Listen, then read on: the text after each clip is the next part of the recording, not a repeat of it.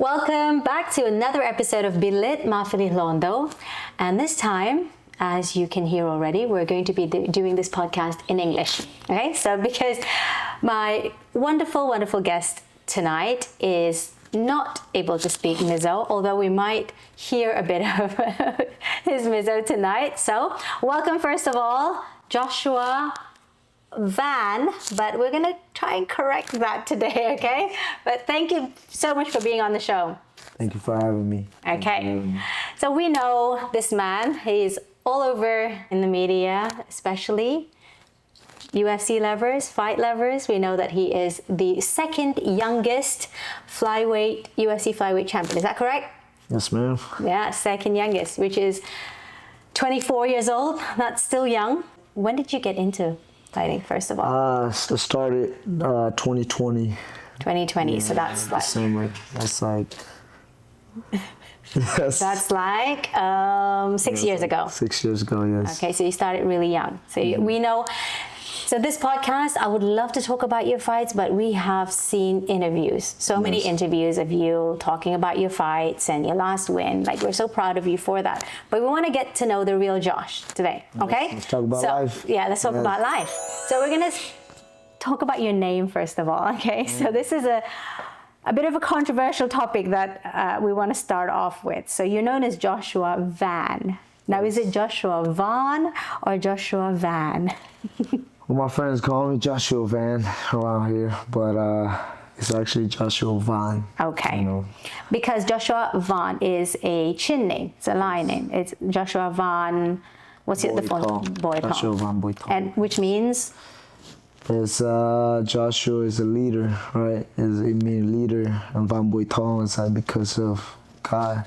Okay. You got a leader. And I see you got a new tattoo with with Joshua 19 in it. So we're going to talk a little bit about your faith as well, but that's part of what makes you you. So Joshua Van is a Chin name, which means you're originally from Chin, Hakka. Hakka in Myanmar. Yes. When did you leave Myanmar? I left when I was 7. 7. Yeah. Okay, and then you were in Malaysia, and then you moved to the States in 2000. You said getting here? Yeah. I got here 2013 when I was 12, yes. Cool. So now you identify as like a Texas boy, right? Yes. So you're American in a lot of ways, but you represent Myanmar. You represent the flag, you represent your people when you fight. Why did you choose to do that? Because, you know, Myanmar is what raised me. It's my blood. You know what I mean? I'm always going I will never forget where I come from. You know what I mean? Even though the U.S. is what raised me. Obviously, you know, I stay here half my life. You know what I mean? So I'm a part of American, but the part of me being Burmese, Chin, would never, you know what I mean? That's why so it's like a dual identity, really. Yeah. You're partly that, you're partly this, and you appreciate both sides, right? Yes. But how is life different, though? So you appreciate your life growing up, which must have been hard in a lot of ways, right? You had a tough upbringing, do you think? Yeah, for sure. Because, you know, coming from Hakka, right, moving to Malaysia, I have to adjust to a lot of things. Yeah. And then, you know, when I got comfortable, that's when we moved to the U.S. And then things got really hard. Okay. But, you know what I mean? As a kid, you learn and adjust to things. So the language, first of all. And that was the hardest part. Yes. But you speak pretty well now. Do you think like English would probably be like a comfort language now? Yeah, probably. Yeah. Chin still my, you know what I mean, my comfort language, but English probably second. Yeah. Okay, so what do you think? What do you love most about living in the States? What do you appreciate most about living here? I love the freedom, right? Freedom of speech and freedom, like the American dream. Mm-hmm. You know what I mean? If I was somewhere else, I don't think I could do what I'm doing right now. You know what I mean? So it's because of this America. Yeah. You know what I mean? So yeah. When you talk about freedom, I know we're going to talk about something a little bit sensitive. So back home, not free at the moment, going through a lot of, you know, situations right now that might not be easy to talk about. So we do appreciate that. But at the same time, we're going to get all the serious things out of the way first, and then we're going to talk about a bit more, lighthearted things. But so back home, the situation. Does that do you carry that burden sometimes? Is that part of the reason why you want to stand for your country when you fight? Yeah, for sure, right? I always want to stand up for my country, whether this thing that is happening or not. You know what I mean?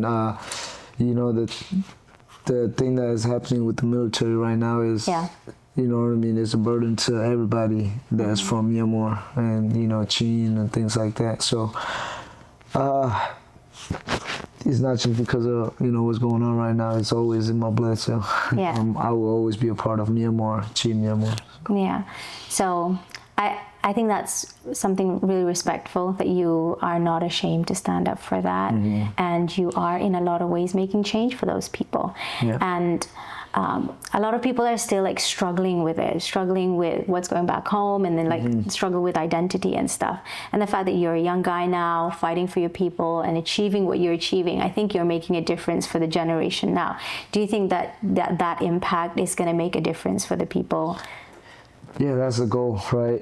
Coming from where we come from, not a lot of people get to chase their dreams and things like that. And, especially when we went back to Mizo, seeing the kid look up to me and things like that. And I see a lot of talents. We went to the camp, and I see a little kid draw a picture of me and Rome, and it was amazing. And, they didn't have no technology or nothing like that. And it's just raw talents. You know what I mean?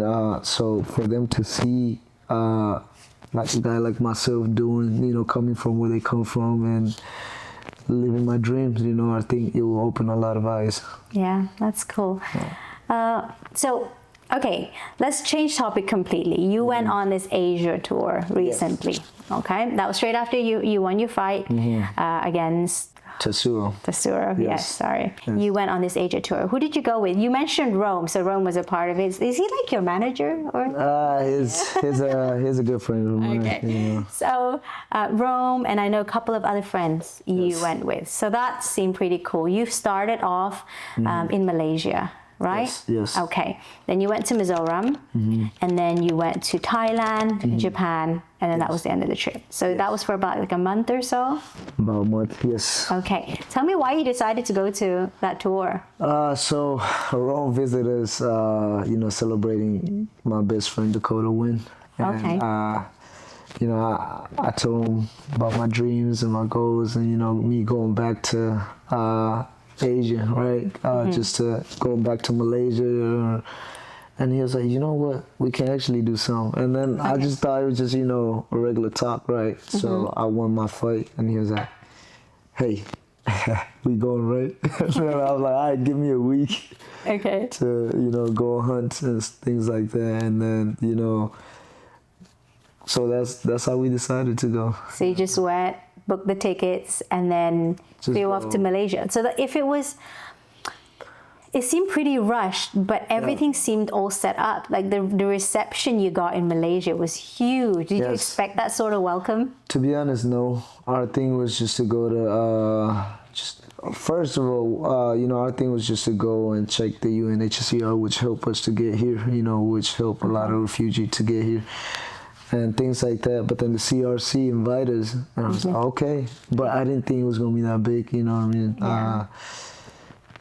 Even Mizoram, my thing was just to go visit the camp, right? But I didn't expect none of that. You know what I mean?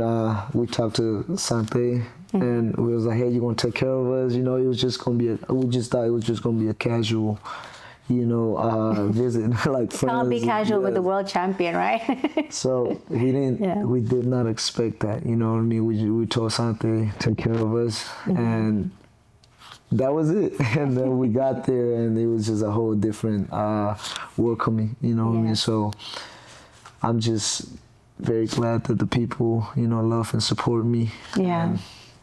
So was it a bit overwhelming though for you? I saw these security guards, huge guys, protecting you from left, right, and center, and people just swarming to get you. Have you ever imagined that sort of celebrity life was gonna happened to you? I don't know, man. I used to be a Justin Bieber fan, right, when I was growing up, and because he was he got famous when he was like 13 or something. Yeah, his young. first album was coming out.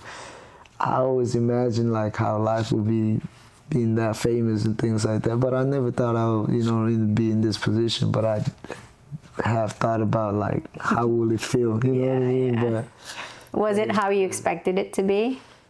not really. It was a little harder than I thought, but you know what I mean. Just seeing people love and support me, it just helped me enjoy it a little bit more. Yeah. What do you think is a downside, though? Downside of being so celebrated, so well known? The downside is, now you don't have privacy, right? Yeah. Sometimes you just want to hang with your loved one and your friends and things like that. But, there's always that people always know you and stuff like that. And the crazy part is it get lonely sometimes because everybody know you, but nobody really know you. Yeah. You know what I mean? So that's the downside. Yeah, so people have this kind of like judgment of who Joshua is. Yes. The type of guy he is, the type of guy they expect you to be as well. And then you just want to live an ordinary life. Right? Right? It's crazy. Like me and Rome, when I first met him, I was like, I don't like you. He said, I didn't like you either. And then we hang out, and he became one of my good friends and things like that. So that's how people see from the outside, Yeah. And I think that's why part of doing this podcast is to get to know you a little bit as well. But going back to the Asia tour, so I don't know much about Malaysia, but I was one of the people that received you in Mizoram. And I had no idea how many people were going to get involved, and the government really appreciated you. I know they invited you over to the Chief Minister's office, and also they invited you to the MIMSA event. And it's just like, it blew up, right? It blew up all over social media, and there's just a lot of controversy going on. So we want to address that a little bit. Yeah. And there was this post that said, you came with self-funded, right? Yes. You came with your own money, and because of their invitation, you went out of your way, didn't expect anything from it, but you decided to come and help and, show up at these events, which we're so, so grateful for. I want to ask the question, why did you do it? I mean, you must have lost a bit of money just even doing the tour in the first place, right? Oh, for sure. Rome probably lost a lot of money. He's the guy that sponsored all the thing, what I mean? Shout out to Rome. But yes, we use our own money and things like that. So, but Mizoram, shout out to Mizoram too. They're taking care of our brother Chin. A lot of Chin people that are seeking refugee and things like that, and shout out to them. But I didn't expect none of that. Yeah. Yeah. So it was a grand welcome, and it ended up being a little bit of a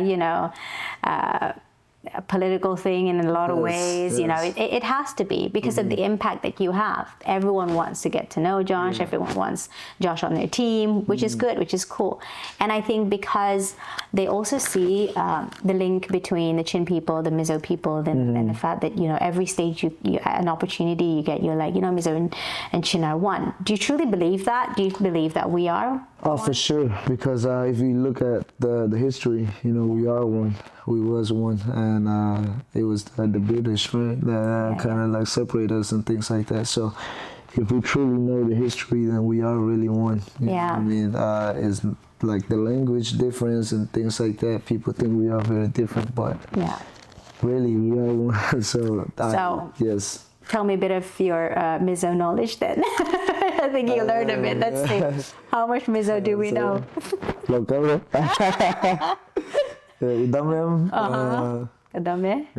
Yeah, I've been learning a bit of Haka as well. So I think, like you said, if we go past like the little differences, we realize that we are just one big family. And that's why you came to Mizoram. I think one of the reasons is that you appreciated that we are, brothers and sisters. We're taking care of each other, taking care of the refugee community. And, it's part of what we can do. And if it ever came to a point where we were in trouble, I know that, the other side would do the same thing for us. For sure. So that's cool. Anyway, let's get into a bit of things outside of the ring. Let's do it. So, okay, you went to Japan and Thailand as well. So let's finish off that conversation. What do you think is your favorite experience out of the whole Asia tour? To be honest, I really love Japan. Okay. Just because I have my free time, right? Okay. I have my free time. I love Malaysia and Mizoram and Thailand and things like that. But we can't have our own free time, you know what I mean? You just needed to relax. Yes. So Japan was the most relaxed. The most time that we have for ourselves. You know what I mean? So I really love Japan. just for the fact that you had the time to breathe. I get it. It was so overwhelming. I would feel the same way.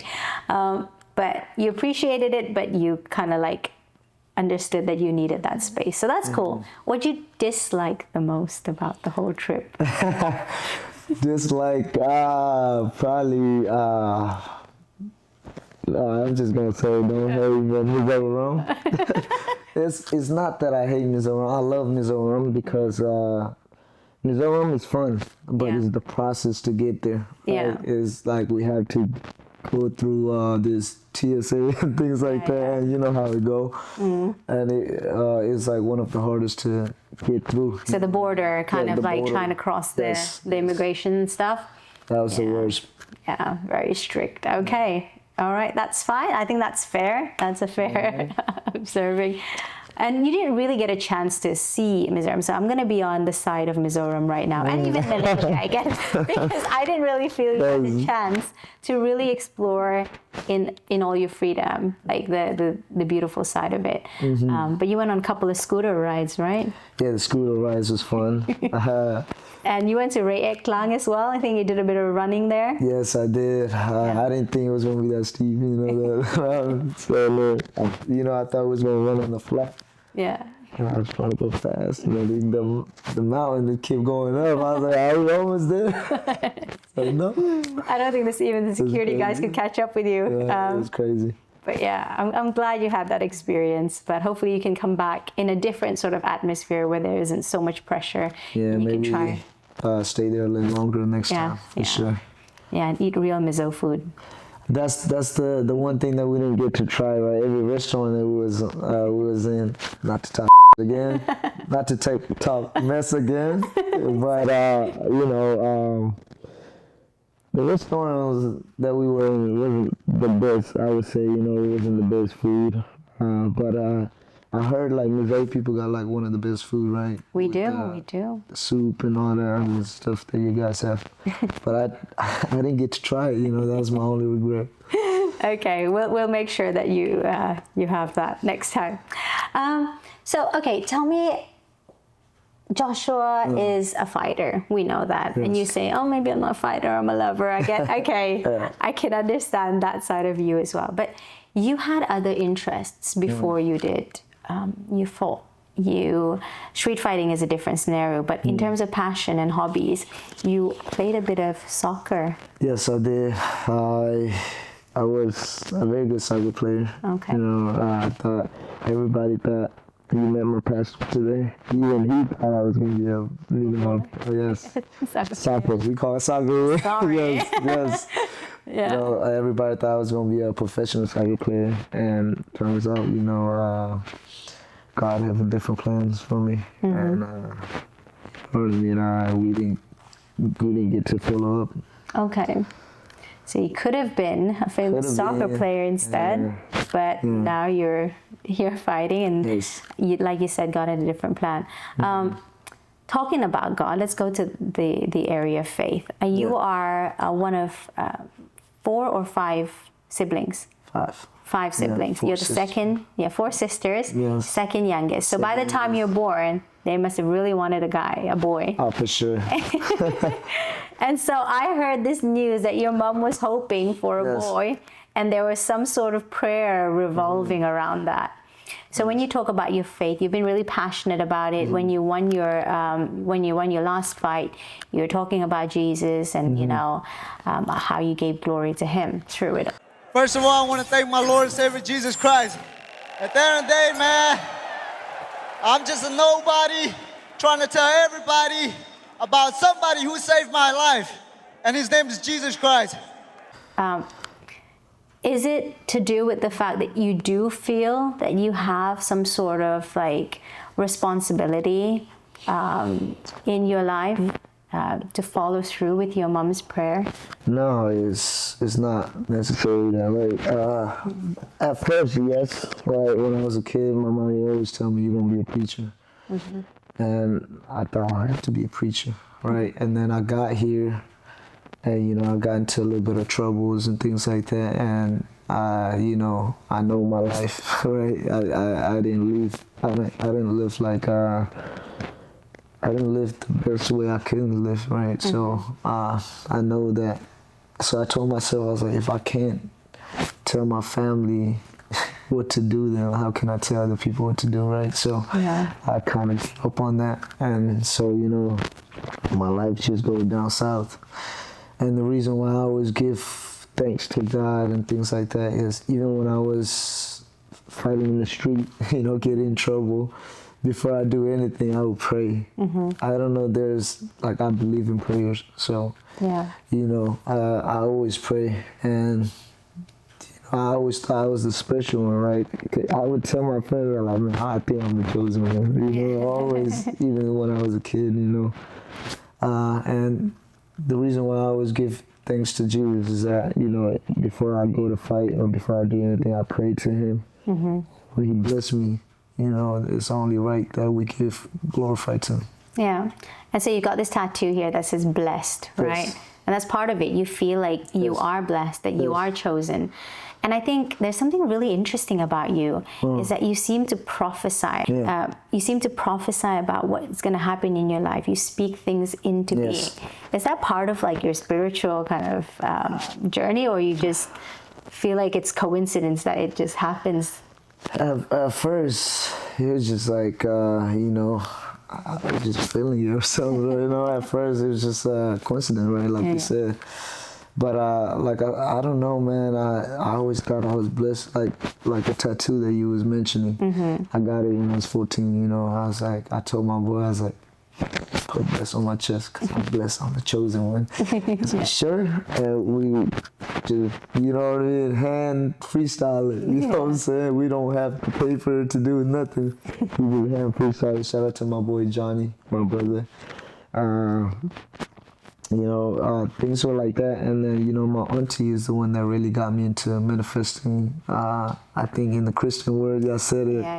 Prophesying. Yes, that. I call it manifesting. Same word. You know what I'm saying? But my auntie really is the one that got me into, you know, foresee before things are happening. So it's a gift. Yes. It honestly is a gift. When she told me about fighting, she was already talking to me like I was a world champion. Yeah. You know what I mean? She was like, you know, when you get the belt, this is how they're gonna interview you. So you better watch, you know, a couple of interviews so you can learn to talk and things like that. I know you're doing really well. I love that about that side of you because you're always talking, like, obviously you have to. I see your pictures and, you know, it is kind of like, okay, I'm the fighter, this is my look, this is my kind of like vibe that I'm giving, and you curse a little bit here and there, which no judgment. But I see this side of you that's really passionate about your faith and sharing that with the world. Right? And I know that you've had a rough life, a rough upbringing, and you made some decisions that you're not very proud of. Everyone does. But you want to make a change, right? You want to influence people in the right way. And I feel like even though you're not a preacher in the church, you're a preacher in the world, right? Nice. Yeah, hopefully. So in the future, what do you see for yourself? You see yourself like you're going to keep fighting for as long as you can, or do you see retirement coming up? What do you see? You know, retirement, that's, I don't know yet. You know what I mean? You're just getting started. Yes. I'm the type of guys, man, as long as I'm enjoying this, no, I'm still gonna do it. And Yeah. when I feel like I'm not, you know, training like I used to, and I'm just gonna call it quit. But as of right now, you know, this is my life. You know what I'm saying? So, Yeah. and like speaking of, you know, the way I speak about myself, Yeah. you know, tongue is the most powerful things that we have, Yeah. you know, as a human being. So I like to talk good things about myself. You know what I'm saying? I look at myself in the mirror like, God damn, you look good. You know what I'm saying? Talking to myself, you know, there's a saying where, like, if you talk to your friends, like, you know, you stupid, this and that, whatever, you know, saying all these bad things to your friends, your friends is not going to be around you, right? Yeah. So why would you talk to yourself? You know what I mean? Talk to yourself like you're your best friend. So Yeah. that's why I always... Not because you're arrogant, just because you have, you know. There you go. You know, I It's like very to- biblical. yes. Okay, I see. Yes. And the power of the tongue, like you Yes. said. The fact that we speak things into being. And if we speak negativity into our life, if we're constantly talking about, Facts. those things, then that kind of, like you said, manifests things into our lives. Yes. And it links a lot with our faith. So that's cool. I do the same thing too, but I don't speak good. about it on telly. I want the word to know. You know what I'm saying? Yeah, it's good to look in the mirror and be happy with what you see. So that's cool. So in terms of like, okay, so now you have a bunch of fans, but I think it's very difficult to have a lot of friends. I think when you Yes. become this sort of person with influence, people want to get close to you, and some people might want to get close to you for all the wrong reasons, right? How do you know, how do you make that kind of balance of who to say yes to and who to say no to? I keep my circle small. Like, I mean, you've been around me in this other room and here, you know, you kind of see how I live and stuff like that. You know, I keep a very small circle, and like you can sometimes you can kind of tell by the vibe, right? So if I go with my gut, if my gut is telling me not to trust him, I don't care how that guy is, you know, acting and stuff like that. I can't trust him, man. So I mean, like, people might get offended though. Like, I know people want to like talk to you, want to get to know you, and they're probably offering lots of things for you, inviting you to events and stuff. And you can't say yes to everybody. No. So, do you think you have offended a few people along the way? For sure. You know, I definitely, you know, I know a couple of them I can count. But Okay. that's what we got managers, you know what I mean?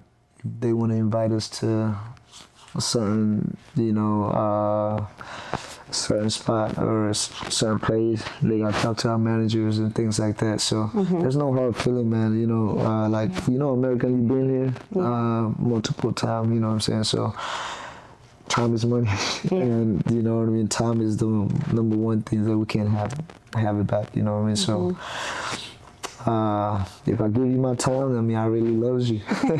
You know what I mean? So I'm thankful for this time as well. So I know I'm not going to give you anything from it, but hopefully you know, it can be a blessing. as maybe the younger generation can see it and, you know, take some from it. But that's the goal. Speaking about the younger generation, I've had this question so many times. They know about Joshua's personal life. We're not going to talk about all of that, but I think a lot of people want to know, like, do you see yourself in a kind of relationship, settling down? Have you ever thought about like that sort of thing? Our relationship, as of right now, I'm not really into commitment. As of right now, you know, I'm committed to fighting. So yes, you know, like when you committed to someone, like you really gotta give your all, and I think I'm not ready to do that right now. Yeah, but you want to, like, in the future? Yeah, for sure in the future. You know, I want to have my own kid, you know, Shows running raise around. little chickens and stuff like that. I don't know, you know. Live a quieter life, maybe? Yes, in the farms or something, you know. Okay, so we're gonna obviously wrap up pretty soon, but I heard about your other interest, which is singing. Now I gotta share this with the viewers. He had been singing for a while before we started this, warming up his voice, his chords for this interview. You guys can hear my voice now, right? I lost my voice a little bit. Singing. So there are YouTube videos of you singing, right? Yes. So if you search it, you might see you singing. Is that something that you ever thought of doing professionally? No. No, it's just a little hobby that I have, you know, hanging out with friends, karaoke and things like that. Yeah, But, and you sang in church as well. Yeah. Sing now? My voice, I lost my voice, so, that's, yes. But I mean, Joshua has a decent voice. I've heard it, and it might appear in the near future. So that's something I just want to throw out there. But yeah, I mean, I'm really, really grateful for this interview, and there's so many other things I want to cover. But I think lastly, I want to talk about your next fight. So you have a fight coming up. If you don't want to share details, that's absolutely fine. Like I said, they haven't confirmed it yet. So hopefully next month, by next month we'll know my next fight, you know what I mean? So I'm talking with the UFC right now, and we don't know which date it's gonna be, you know what I mean? I think we know for sure it's gonna be Pantoja, but that's something we're all excited about. Yes, so we just don't know the date yet. So we're still working on the date. So hopefully it's going to be pretty soon. Let's back him up again. Pray for him. You're going to be training hard again if that's going to happen. So I can see you've been eating well. So you're gonna have to be. That's messed up. That's messed up. I mean, you're glowing in that sense. But you're gonna have to really train hard again. Yes. I know part of it is cutting a lot of weight, and so we know how tough it's gonna be for the next few months for you. So we wish you all the best with that. But is there anything you want to end with? Anything you want to tell the viewers who are watching? Any advice you want to give? Thank you, everyone who is watching. Shout out to. I was gonna say Mafali, but she said Mafali. No, Mafali is fine. Mafali, yes, Mafali. Shout out to her. Thank you for having me. You know what I'm saying? And shout out to Mizo Rum. And shout out to Chin. Like I said, we are brothers. Don't forget. Yes, sir. I represent both.